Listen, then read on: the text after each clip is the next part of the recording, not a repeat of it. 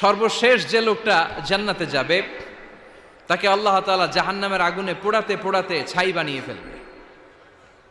আল্লাহ বলবেন, জিব্রাইল যাও একটু দেখো একটা মাত্র সেজদা দিয়েছে আমাকে, এরকম কাউরে পাওয়া যায় কিনা। বাটি চালান দিয়ে দেখো পাওয়া যায় কিনা। খুঁজে খুঁজে কাউরে পাবে না। আল্লাহ বললেন আবার দেখো, খুঁজে খুঁজে একজনকে পাবে, সামান্য ইমানের ছিটে ফোঁটা তার অন্তরে ছিল। আল্লাহ বলবেন যেহেতু ছিটে ফোঁটা আছে, অনেক মায়ের খাইছে, ওকে বের করে জাহান্নাম থেকে বের করে একটা নির্ধারিত দূরত্বে রেখে দাও।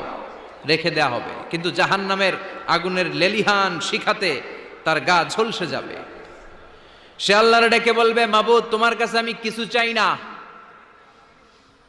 জাহান্নাম থেকে তুমি আমাকে বের করেছো, জীবন নদীর পানি তুমি আমার গায়ের মধ্যে ঢেলে দিয়েছো, আমি আবার সজীবতা ফিরে পেয়েছি। আমি তোমার কাছে জান্নাত চাই না, শুধু নিরাপদ একটা দূরত্বে আমাকে